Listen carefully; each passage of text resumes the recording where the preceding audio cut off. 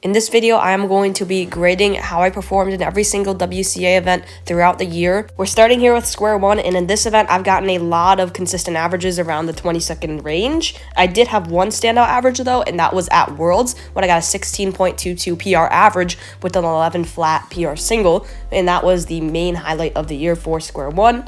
Other than that, it's mostly a bunch of 19, 20, 21 averages, and I would put this as a fairly average-ish grade. I'll just say B- because there were a good amount of normal rounds with a good standout round. That pushes it from a average grade to a slightly above average grade. The fact that I had a pretty decent PR, but that isn't something that I'm going to put a huge amount of stock in. And without further ado, let's move on to the next event. Now we move on to Skewb here, and Skewb is an event that I depend heavily on luck in competition. So while there are very good standout averages, like the few 6 averages I got at Chicagoland Newcomers, a 6 average I got at Skewb on the Madison Snow, and a 5 average that I recently just got at McChesney Park. Those are the main standalones, and the rest of the averages this year have been pretty mediocre, with the typical being around 8 seconds per average. I feel like I should definitely be solving faster than that. So for Skewb, I'm going to give myself a C. Honestly, I don't do that great in competition in this event, which is kind of weird because I do good in competition for a lot of events. It's just not this one. Next event we got here is Pyraminx, and this is an event that I have been getting a lot of sub 7 averages in. It's similar to Skewb in the fact that I don't really practice it outside of home. I just get way better results in competition, especially as of recent. I got a 2.39 single in one of my recent competitions, along with a 4.42 average in another sub 5 average in that same competition, along with other sub 5 averages throughout the year. And this event overall has just been basically the better Skewb for me, and that's why I'm going to give it a better grade of B+. The fact that I haven't had a ton of insane PR averages this year compared to some of the events that I am going to be talking about later is why I am not putting it higher, but it is on the verge of an A, so pretty good for Pyraminx. Next up here we have Megaminx, and Megaminx is an event that for the first half of the year I was really practicing and I was pretty good at. I had a very good amount of PRs and a 57-second solve at Skewb on the Madison Snow, which was actually pretty crazy, and it was my first sub 1 ever. It was in competition, along with a good amount of PR averages, including a PR average at Naperville Mini 2025, which saved my PR streak.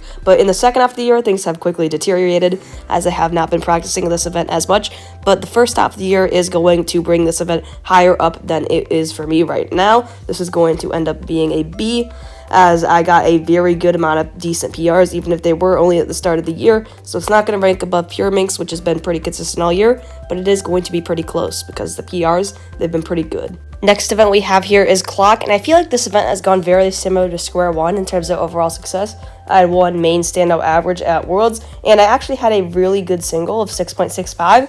It was just a different competition, being this one, Skewb on the Madison Snow. There were also a lot of decent 8 and 9 second averages, and I don't think that's going to push the grade up for me here. I'm still probably going to give it the same grade as square one, which was B-, because overall the success has just been kind of similar, and also the amount of practice I've been putting into these events are very similar at being not much. Next event we have here is One-Handed, and this is an event that is kind of the opposite of Megaminx in the fact that in the first half of the year I wasn't really focusing on this event much. It was just one of the side events to me that if it showed up I'd be like, okay, cool, now I can do that. But now in the second half of the year I have kicked it into high gear with this event, and now I kind of average sub 20. You see, I'm getting a bunch of 19 averages, and I also at the end of the year got a 12.69 single, which is actually insane, with a 17.04 average, and I think those PRs won't be broken for a while. Because of its similarity to Megaminx, I'm tempted to give it the same grade. I feel like the PRs I've gotten for One-Handed are overall maybe better than Megaminx, and that's why I'm going to give it the same grade as Megaminx in B, because if I had a full year of this would definitely be a very good grade, but currently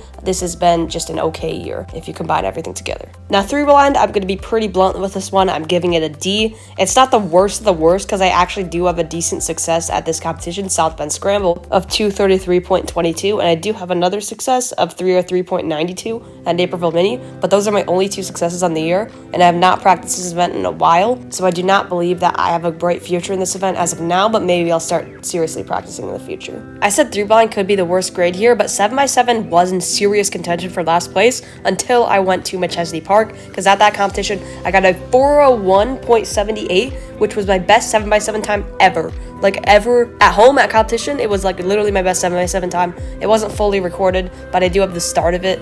And also, if you take away that competition, my best 7x7 solve this year would be a 457, which that being my best is kind of disgraceful. disgraceful. So yeah, 7x7 got carried by that one round. It receives a C- because it could be worse, but it definitely could be a lot better. 6x6 also doesn't have a lot of good solves, but that's only because it didn't have a lot of solves, only 10 total solves in 2025. I did have a 306 single at Wisconsin M, which is pretty nice, and I actually had a 246 PR average with a 230 single and then another 247 average later. So frankly, the solves could be a lot worse, and because I don't have many solves, this is still a pretty decent outcome. I'm only going to give it a C+, but if I did have more good solves and more averages, then I would give it a higher rating. And next up here, we have 5x5, and this is an absolutely insane event for me this year. I have so many PR averages in this event. It's actually crazy. I think I have 6 different PR averages this year, and I only have like 8 different rounds. I also have a crazy 110.97 PR single, which has been the most unbeatable PR for me for the longest time, ever since I've got it, really.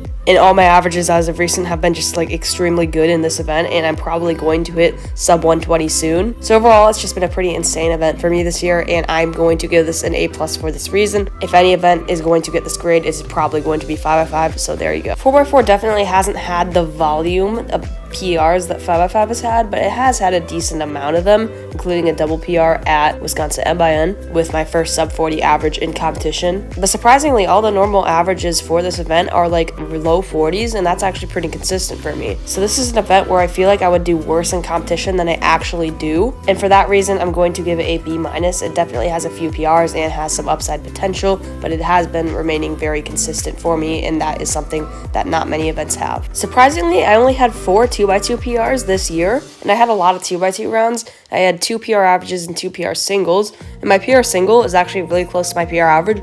My PR single is 2.16, my PR average is 2.9. But this event has been the most consistent event I have had by far. Basically every single competition, I get a 3 average for this event. It started off the year with a PR average for this event at Unorthodox Blocks, and basically I would just get a ton of low 3 averages in this event throughout the year, especially towards the second half when it became a little bit more consistent. So because of this consistency, I'm giving it a B. I'm not going to give it a grade higher than that because it doesn't have a good amount of PRs, but it has consistency more than any other event. And finally, here we have 3x3, which is the main event, the one we've been waiting for. I have had obviously the most rounds of this event compared to any other. 6 total PRs in this event this year, 3 average, 3 single, including a 7.05 single I got at Great Lakes, which was absolutely insane, my first ever sub 10 average, and a few other mid-9 averages to go along with those. Overall, obviously 3x3 was a hallmark of the year, but there were other events that could be better. I would say 5x5 is definitely a better grade than 3x3 here, and I don't think 3x3 quite deserves an A. I think it gets a B+,